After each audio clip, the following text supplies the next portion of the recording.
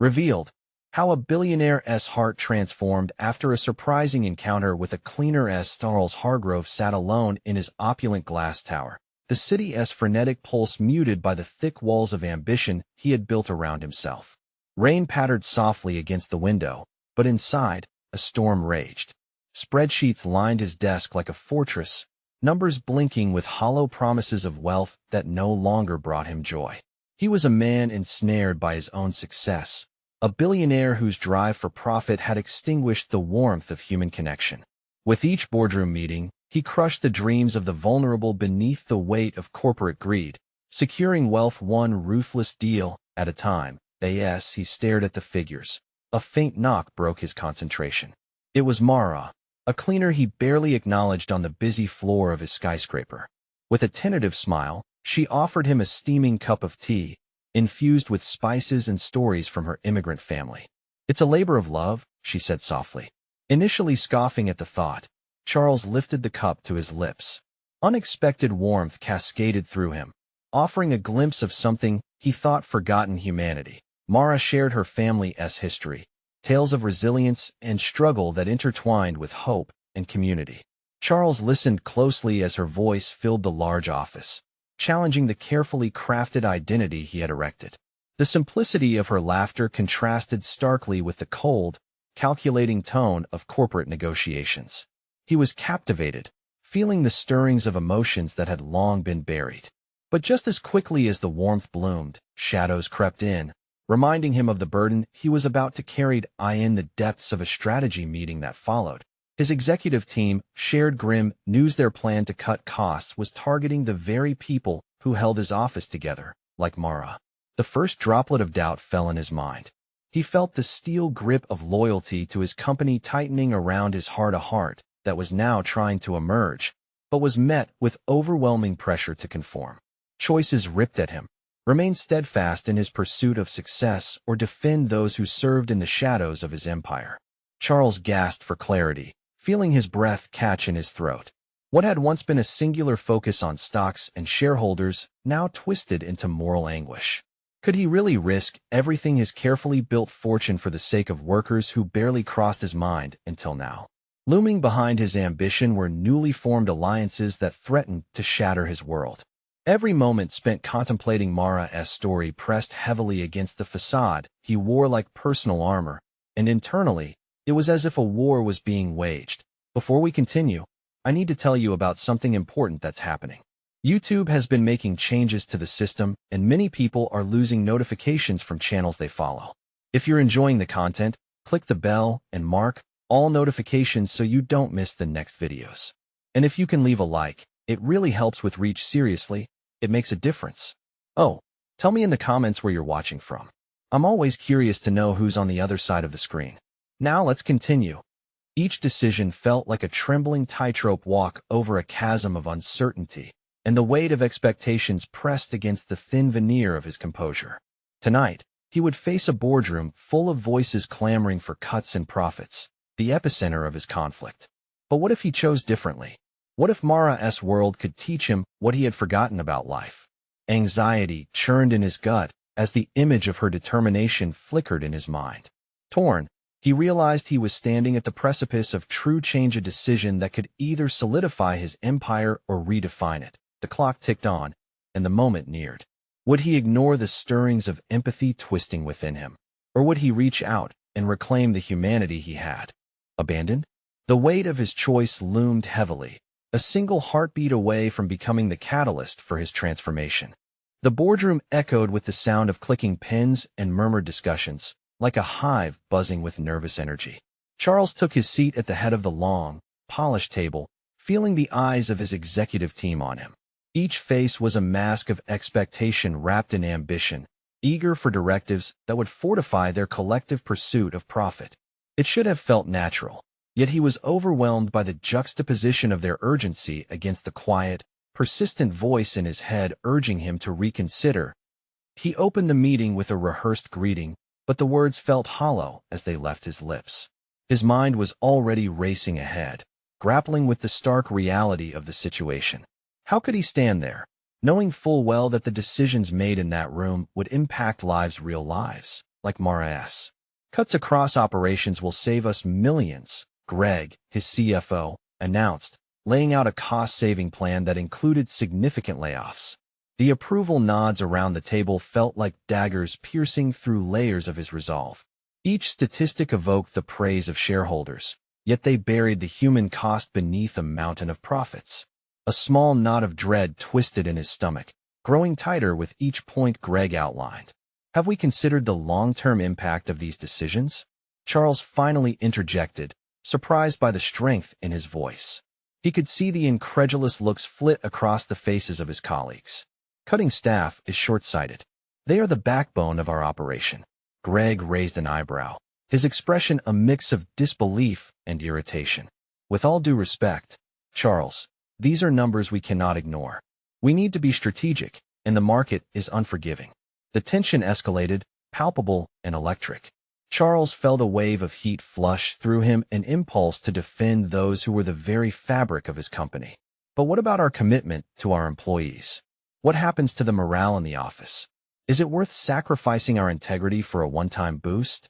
The silence that followed was deafening. He sensed a cultural shift had begun in the room, a deviation from the norm he had so carefully manufactured. The challenge of assessing the value of a human being against a financial spreadsheet felt like a chasm he now stood on the brink of, painfully aware of the muttering doubts that taunted him. As the meeting progressed, Charles felt the pressure of expectation slowly morph into an unwavering conviction. The cacophony of voices faded, and with each contemplation of Mara's stories, he could almost taste the tea she had offered him that day, a bittersweet promise of connection that had ignited something within.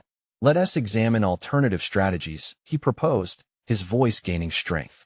If we pivot now, focusing on essential roles and investing in employee development, we can foster loyalty and productivity rather than devastation. A company's greatest asset is its people, not its stock prices. Disbelief hung thick in the air, yet the murmurs quickly turned into discussions again, this time filled with the hesitant whispers of considering his idea.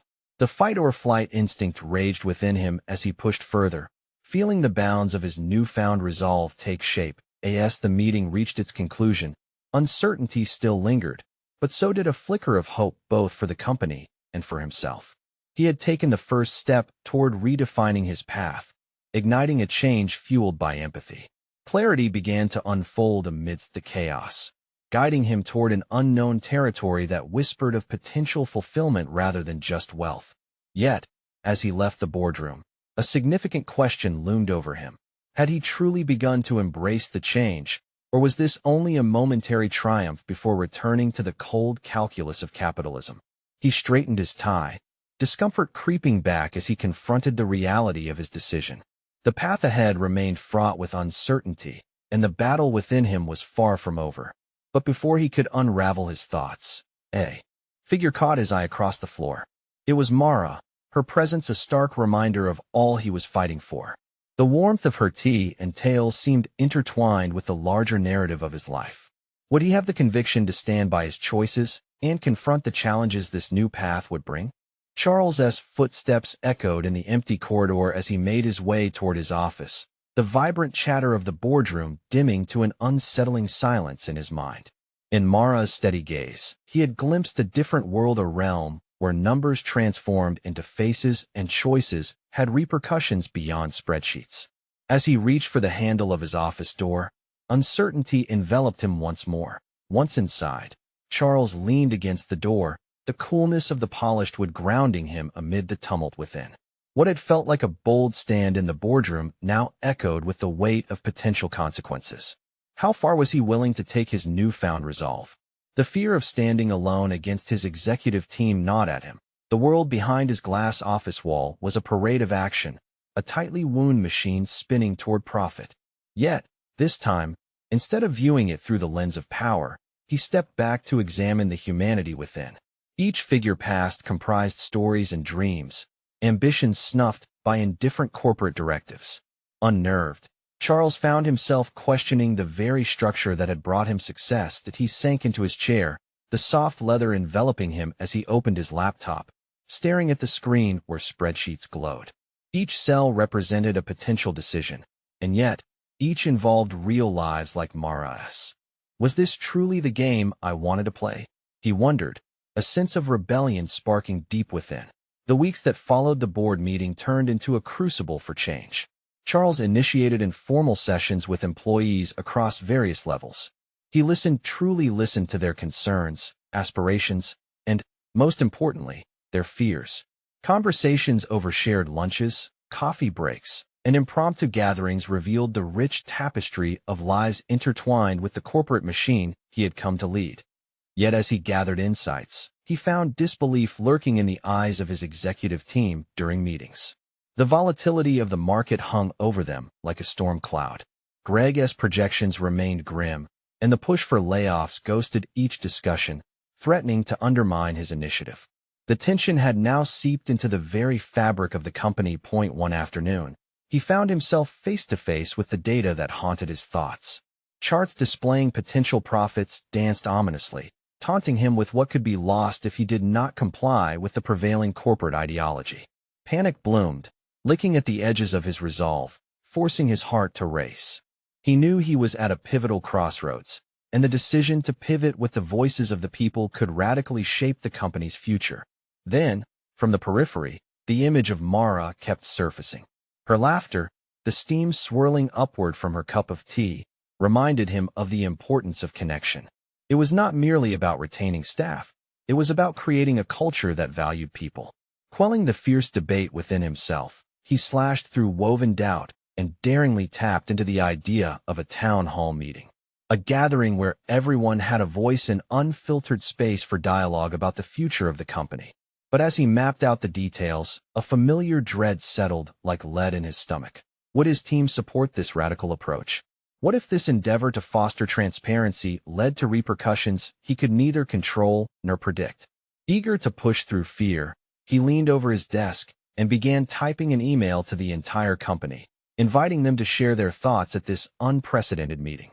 He hesitated before hitting send, the crux of his influence teetering on the edge of a precipice.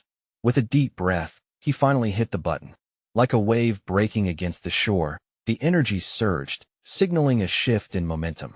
Would his willingness to expose vulnerability inspire hope, or would it lead to unrest among the ranks? The questions twisted through his thoughts, amplifying the mounting tension he had ignited.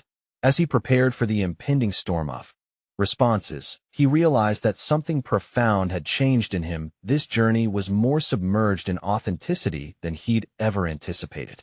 Somehow, he felt less like a puppet of profit motives and more like an architect of change. But how would the powers that be respond? The time had come to face the inevitable backlash and potentially redefine not just his career, but his very identity. The moment the email hit the company's server, Charles felt a shift in the atmosphere both inside his office and across the organization. An unanticipated heaviness settled over him, pressing against his chest with each passing hour. Instead of sleeping, he tossed and turned, caught in a cycle of self-recriminating thoughts that spiraled through his mind. Had he made a catastrophic mistake?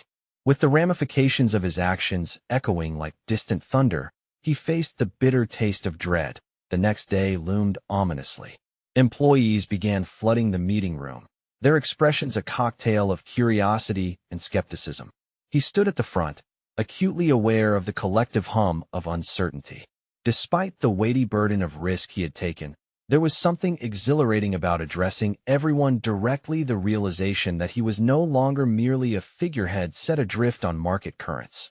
When Charles finally broke the silence, his voice trembled, a vulnerability he had seldom shown in the boardroom. He articulated the vision he had started to sculpt, an organization breathing with life, where decisions were made not just from balance sheets, but through understanding each other's dreams and fears. Yet, the mirage of enthusiasm faded when he noticed the skepticism lingering in the corners of the room, alive in disbelieving glances exchanged between colleagues. Disappointment washed over him as discussions began. For every voice that expressed hunger for change, there were three that clung to the fears of their positions being compromised. He felt the familiar ghosts of profits and losses looming larger than the real human connections he wished to foster. As arguments unfolded, his attempts to navigate the conversation back to the importance of people felt increasingly futile. In a moment of frustration, he He turned towards the back of the room where Mara sat, her arms crossed and a pensive look shadowing her face. The connection they had shared in their previous conversations flickered to life in his memory. He recalled her passion to turn mundane events into meaningful encounters. Feeling a reckless surge of bravado, he gestured for her to speak. Mara's words cut through the noise, filling the room with her unwavering conviction. She painted a picture of a company where employees felt their voices mattered, echoing across the expanse of the meeting space. What are we working towards if we're just numbers on a spreadsheet? She faced the audience, challenging their complacency. If we don't value the people among us, we're only delaying our own downfall. Her sincerity hit a chord deep within Charles. It was an affirmation that he was not alone in this fight for humanity amid the complexities of corporate machinations. But simultaneously, it stoked an awareness of the precariousness of his own position. The commitment he had made to his employees was a double-edged sword that swung dangerously close to his executive team's rigid expectations. As the talk progressed, a storm began brewing. The executive team watched from the periphery, their frowns deepening, arms crossed defiantly against their chests, as if physically warding off the change taking root around them. Would they challenge him? He felt the air in the room thicken, the clashing desires igniting an invisible battle, one that could spell out consequences far beyond this meeting. Charles squared his shoulders, knowing that the next few moments could redefine him entirely. To retreat would mean betrayal not just to himself, but to those employees who dared to dream alongside him. He was standing at the threshold of a pivotal battle, a confrontation with his own values and the powers that refused to accept them. How far would he go to advocate for the human aspect over the cold touch of profit? Would he have the courage to stand firm against the tide that threatened to engulf him? As the tension built, one voice interjected, disrupting the delicate equilibrium of the room. It was Greg.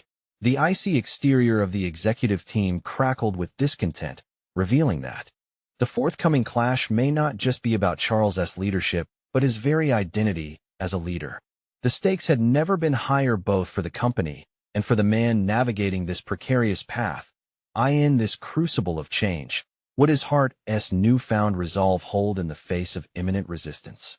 Greg's voice echoed through the room, cutting through Charles's moment of resolve like a knife through fragile glass. Charles, are you suggesting we prioritize the well-being of employees over profitability? That's a dangerous path. His tone dripped with condescension, signaling the brewing storm within the executive ranks. Charles's heart raced, each beat accentuating the weight of responsibility pressing down on his shoulders. The faces of his colleagues took on a new dimension, morphing from familiar peers into adversaries who clung to the status quo. He felt a rush of determination course through him, igniting the fire of purpose that had flickered weakly since the launching of his initiative. First, it was the nervous anticipation of the meeting, but now it was replaced with something raw and unrelenting. I understand your concerns, Greg, Charles began, his voice steadier this time, finding a rhythm fueled by conviction. But if we only chase profits without considering the people behind them, what kind of company are we really building? He felt the momentous weight that his words carried, like throwing a stone into a deep reservoir, rippling outwards. Murmurs of agreement danced among a few employees, seemingly empowered by a shift in energy. Yet, a sinking feeling tugged at his gut, the notion that his audacity could backfire. Would this flurry of vulnerability be met with outright rejection? Greg leaned forward, eyes narrowed. Let us not forget the reality of our shareholders, Charles. They depend on us to deliver results, not whims. The accusation dripped with resentment, casting shadows on Charles's aspirations, fueled by both fear and determination. Charles took a step closer to where the executive team stood. And what if those shareholders believe in a long-term vision, one that includes a fulfilled and engaged workforce? If we ignore our employees, we risk losing our very foundation. The challenge hung in the air, thick and palpable. Mara's expressive gaze met his, an anchor amid the storm. Despite the tension in the room, he could see the glimmer of hope in her eyes, as if she believed this conversation was the catalyst for something monumental. Her faith in his vision bolstered him, driving him to push forward, to bridge the gaping chasm between his ideals and reality. Yet, the reality of his position weighed heavily. Greg's gaze shifted to the other executives, his allies. A subtle nod passed between them in acknowledgement of their collective unease. But Charles sensed their unease was less about the risk of their jobs and more about a discomfort surrounding change itself. He turned back to Mara, searching for a new strategy. How could he leverage her passion to sway those lost in the comfort of routine? What if, Mara, we hosted a series of workshops in this company? The words spilled from his lips, unpolished but infused with sincerity. Real conversations where employees can voice their concerns, where we can gather insights that truly matter. Around him, eyes shifted, curiosity peaked. The murmurs of conversation melted into an intriguing silence, a growing collective realization that they could shape a promising future, not just for the shareholders, but for every individual in the company. But where would they go with this newly charted course? His mind raced ahead, grappling with logistics, planning strategies, and complications that might arise. What if the executives maintained their resistance? Charles had just ignited the spark, but was he prepared for the flames that might follow? As he watched the executives grapple with the implications of his idea, he sensed he was standing in a pivotal moment. Would they support this shift to a more humane business model, or would they shut him down with a calculated dismissal? The collective voices in the room whispered doubt, but within him surged a burgeoning strength, the realization that this was a defining moment, a test of his own beliefs and leadership. Could one powerful idea for change truly dismantle the fortress of tradition? The moment of truth hung heavily in the air, and Charles knew he could no longer back down. And just as the tide began to shift, the unmistakable sound of a door creaking open caught everyone's attention. Emerging from the back of the room was someone unexpected, a newer hire who had largely remained unnoticed until now. The silence fell even deeper, an air of anticipation thickening the atmosphere. This unexpected interruption could redefine everything. Who was this person, and what would they say that could change the course of this pivotal moment? The figure that stepped through the door took a hesitant glance around the room, the eyes of the executives shifting from skepticism to intrigue.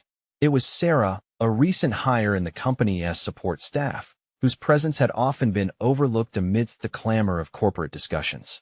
The hushed silence in the room anchored itself to the uneasy mix of Charles's anticipation and apprehension. "Excuse me." Sarah's voice trembled but held a clarity that sliced through the tension. "I know I'm not an executive, but I've been listening to what's been said, and I wanted to share something." She took a step forward, her nerves battling against the gravity of the moment, clutching her notepad like a shield. Charles locked eyes with her, feeling a sudden kinship. Here was someone unafraid to breach the unwritten barriers of hierarchy, and her courage inspired him. It was a stark contrast to the self-imposed limitations that surrounded him. He had spent so long worrying about how to fit within the confines of their corporate counterparts that he had almost forgotten the power of authenticity. "Please, go ahead," he encouraged, inadvertently stepping into a role that his position had often confined him from. He invited her with a slight wave of his hand, prepared to amplify her voice instead of dominating it. "Right. So I've been here for a few months now, and I notice how much work we put into our products, and that's amazing. But it often feels like management forgets we're people, not just cogs in a machine. I feel like voices like mine, and probably many others, don't carry weight. But I think they should." The confidence in her pitch grew with each word, resonating as a personal truth that echoed through the room. Greg, eyebrows raised, appeared ready to dismiss her. "This is a board meeting, Sarah. We appreciate your input." "But no, wait," Charles interjected, feeling a pulse of defiance surge within him. "What she's saying matters. We talk about our workforce as if they're statistics, and yet here is a human being who is part of that workforce. We need to listen." Murmurs amongst the executives shifted, some heads nodded slightly, while others remained unconvinced. But just like that, the barrier stood a little less solid between the executives and the employees represented by Sarah. She cleared her throat, encouraged by Charles's support. "At my last job, we had regular meetings where anyone could pitch ideas or share concerns anonymously if they wanted. It really helped us feel valued. It built trust." Charles took that, rolling her words around in his mind. While he had faced a chorus of dissent from his peers, Sarah offered a fresh lens through which to view change. As the conversation shifted towards the practicalities of Sarah's suggestion, Charles toyed with the possibilities swirling in his mind. What if they actually followed through? What if his idea a lot of workshops became a new standard stemming not from a boardroom initiative, but from the floor up? Amid the practical matters at hand, Charles couldn't ignore the sense of awakening threading through the room. He observed new expressions shifting on the faces of his peers, as if the seeds of transformation he had planted were germinating. Abstraction began to give way to actionable steps. The fear thawed slightly, but it still loomed in the background. What if the executives were only acting in compliance with the moment? How susceptible were they to reverting back once the dust settled? As conversations continued, a surge of optimism infused his resolve, but gnawing doubt returned. What would it take to maintain momentum? Then, as if on cue, Mara piped up. I think we should set a date for the first workshop, something tangible to get this rolling. The implications ricocheted through the room, and he felt their collective dread and excitement morph into a new energy. This momentum felt fragile yet potent. Could voices like his and Sarah's uphold some actual shift within the company? Charles opened his mouth to suggest a date, but hesitated. Suddenly, the stakes felt higher. With Sarah's interjection lighting a fuse, he had no choice but to commit. Let us settle on next week, he said vehemently, feeling his pulse quicken. Time's of the essence. It's each day we linger that our values get more diluted. But even as excitement ignited, the reality of potential pushback loomed like an uninvited specter over the burgeoning initiative. The path ahead promised obstacles, yet the essence of personal growth stirred as he realized the time had come for bolder confrontations, rooted in truth. In that moment, he caught Greg's eyes, searching for an opportunity to challenge the very man who had doubted him from the start. Will we be known for daring to listen, or will we retreat into our corners? But the tension remained, as his resolve began to solidify, and then the unexpected happened. His phone buzzed in his pocket, penetrating the charged atmosphere. It was a reminder of an upcoming critical meeting he had forgotten. The stakes had just escalated once again. What did this mean for his growing vision? And could ambition truly compete with the cold calculations of business? The phone continued to vibrate in his pocket, demanding attention amidst the rising tension. Charles felt a flush of anxiety.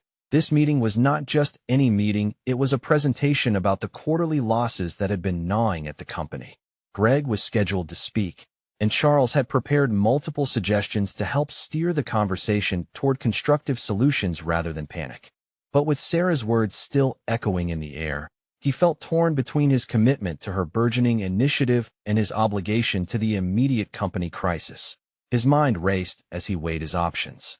He could stay and champion the workshops, allowing this momentum to flourish. Or he could slip back into the shadows and partake in a discussion that would likely veer into blame and confusion. Ultimately, he knew his choice would reflect his values. Something he had begun to understand was as important as the business itself. Excuse me, he said, interrupting the simmering discussions. I want to put my focus on the upcoming meeting. I can't help but think we're missing a crucial piece in our response to these figures. He took a deep breath to calm his racing thoughts. Instead of leaning into despair, it seems more prudent to redirect this initiative towards fostering a more interconnected workplace. We should build on Sarah's suggestion. Greg scowled, crossing his arms. What does any of this have to do with our financial losses, Charles? A lot, actually, he responded, feeling the pulse of determination settle in his chest. If we engage our workforce and implement these workshops, we can create synergy. A united front breeds innovation and trust. This is about more than just delaying the inevitable losses. It's about securing our future by investing in our people today. Murmurs of confusion danced in the room, but he pressed forward. Sometimes, turning inward is what we need to stabilize our outward situation. We can't keep treating our employees like numbers on a balance sheet. Initiatives like these could lower turnover costs, boost morale, and lead to a more productive environment. A few heads nodded. The change in mood was palpable. The tension transmuted. A hint of curiosity emerged alongside skepticism. It wasn't just a matter of financial statistics anymore. It was a chance to reclaim the essence of the company, to fight for a culture that valued individuals. I agree, Sarah chimed in, her confidence emboldened by Charles's support. I've experienced firsthand how open communication can shift company dynamics.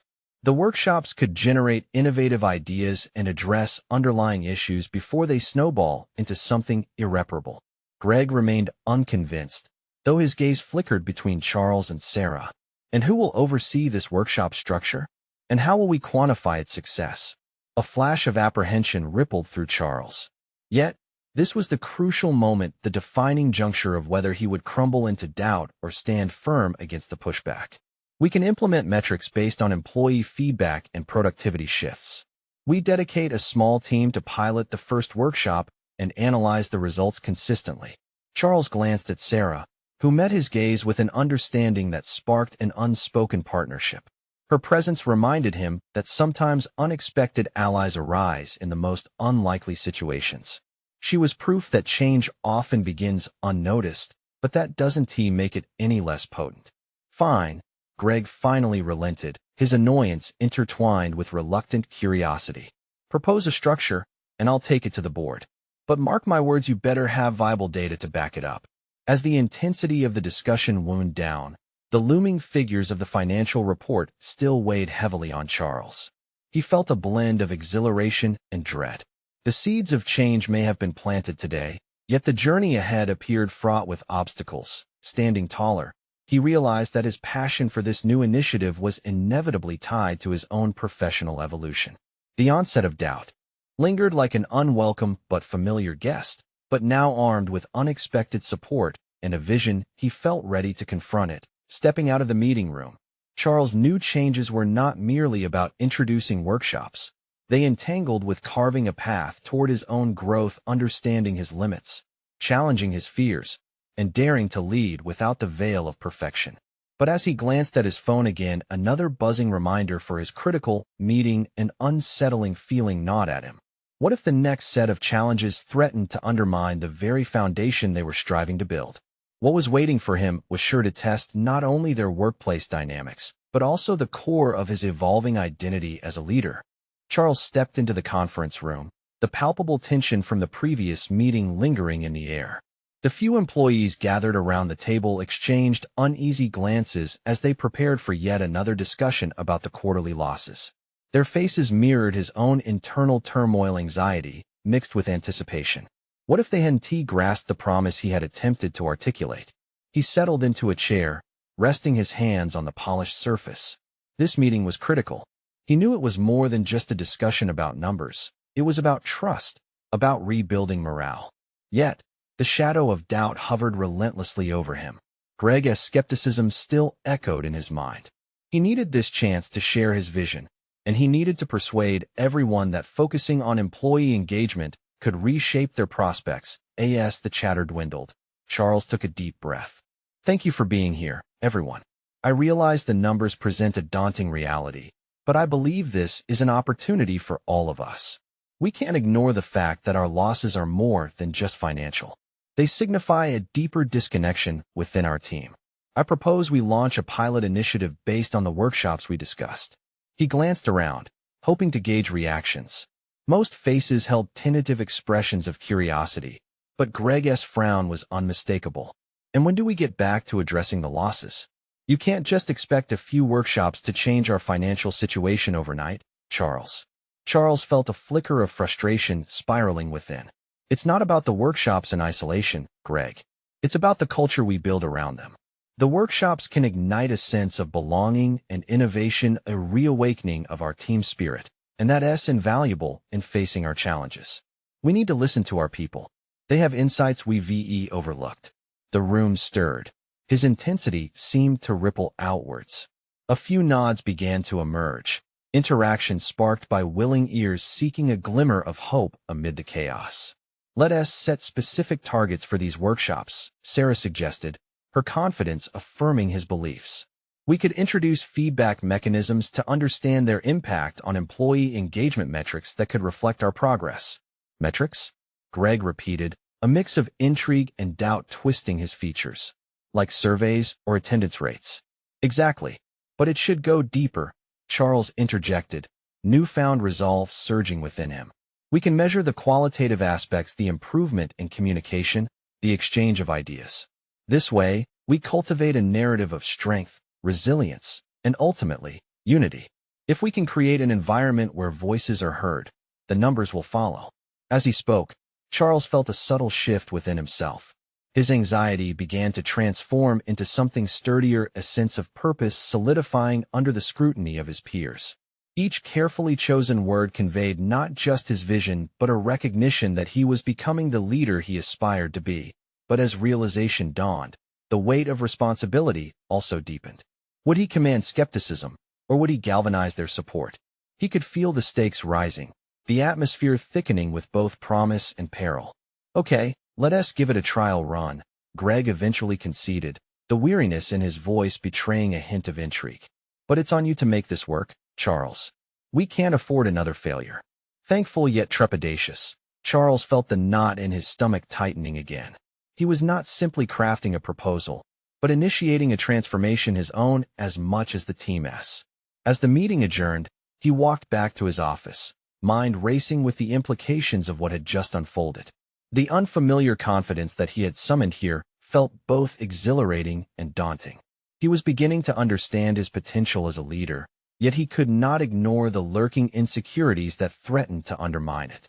Looking out of the window at the bustling city below, he wondered how long this newly forged path would carry him. Would it be enough? Could he truly rise above the perennial challenges awaiting him? The next phase demanded not just courage, but a reckoning with everything he had previously avoided. Could he genuinely enact the changes required to forge a new destiny, or would he falter in the face of escalating expectations? The phone buzzed again, signaling a waiting call. This time, he felt the weight of urgency not just from the company's financial plight, but from his pivotal journey of leadership that was just beginning. What was next could either illuminate his path or cast him further into doubt. The phone call jolted Charles from his thoughts. He hesitated momentarily, the sense of urgency battling against the need to ice his swirling emotions. Taking a deep breath, he picked up, reminding himself that this was just another part of the commitment he had made. "Charles, it's Sarah," came the voice through the receiver, steady yet underscored with an intensity that mirrored his own pulse. "I wanted to talk about the workshop implementation strategy. We need to start planning right away if we're going to make this work." "Absolutely," he replied, his adrenaline spiking. "I've been thinking a lot about it too. We can start with a kickoff meeting to gauge interest and form committees.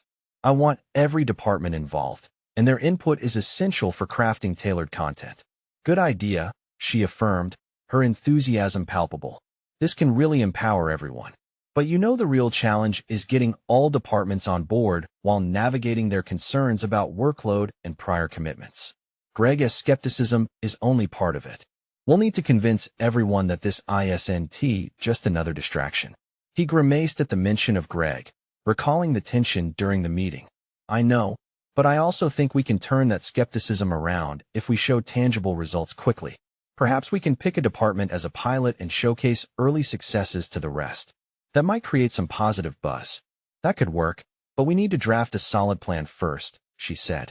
"I'll put together a preliminary outline based on units most affected by the losses." As they carried on with the conversation, Charles felt a surge of determination. This was his moment to take decisive action, and each strategic decision would be a building block toward reshaping the organization's culture.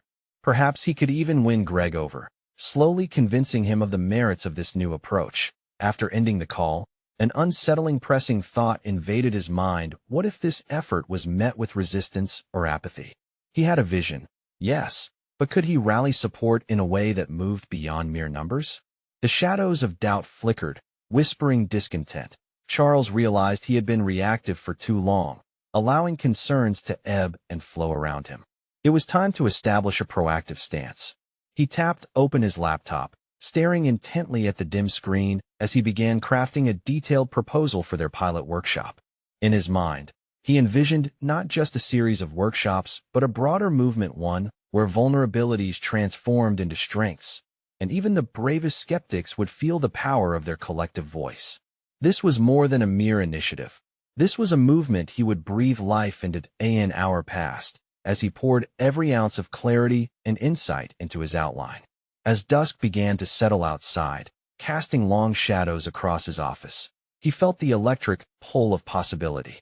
Yet, lingering within was the unsettling apprehension that one misstep could unravel everything he was building. After saving his work, he noticed a reflection in the glass of his office. It wasn't just the cityscape. He saw a man who had taken a step but was still climbing a steep hill. There were moments ahead that would define him, shifting him further away from self-doubt and closer toward the leader he wished to embody. But with each progression came new challenges. Would he be equipped to face his fears tangibly, to confront each doubt that arose? He needed to dig deeper, to harness the resolve within that he had started to uncover. The challenge now lay in a looming confrontation he sensed was inevitable. What would happen when Greg sought to oppose his ideas? Would the conflict propel him higher or plunge him back into uncertainty? Charles took a deep breath, prepared to discover just how far he could stretch himself for the sake of change. His journey was only just beginning, and he understood that the darkest doubts often illuminated the truest paths. The next phase loomed before him, a confrontation that might force him to choose between preserving his integrity or adapting to pressures around him. Would he have the strength to confront Greg, to stand firm against the tide of adversity, even if it meant risking everything he had begun to build? Weeks passed, and Charles Harrove stood before a gathering of employees in the very office he had once occupied with detached ambition. The room was filled with a mix of anticipation and skepticism, employees reflecting the skepticism he had once embodied. He could see them, each individual a thread in the intricate tapestry of their company. And now they were looking to him for leadership that transcended profit margins. As Sarah stepped up to share her experience from a previous job, Charles felt a surge of hope. Her insights embodied the essence of their shared mission, a mission that aimed to forge a culture of genuine connection and participation. Her words resonated deeply, and for the first time in months, he felt the burdens of his leadership shift. The once imposing figures of profit analysis and cold calculations faded into the background, replaced by the warmth of shared humanity. "I want all of us to be part of this journey together," he declared, voice steady and sure. The room fell silent. "Today, we take our first steps toward fostering an environment that values every contribution and nurtures every voice." The conviction behind his words was palpable. The first workshop was a resounding success. Feedback trickled in, transformed from mere numbers into a powerful narrative of engagement and empowerment. Employees expressed their aspirations, concerns, and creativity in ways Charles had never witnessed before. He could feel a shift and awakening of potential buried beneath the layers of corporate expectations. The atmosphere was electric, infused with a renewed sense of purpose and belonging. In the following weeks, he was surprised to witness Greg's attitude shift. Underneath his skepticism, the CFO observed the changes unfolding. Their initial debates had birthed collaborative discussions, which allowed Greg to voice concerns without dismissing the possibility for change. Together, they began to craft strategies that combined operational efficiency with employee satisfaction.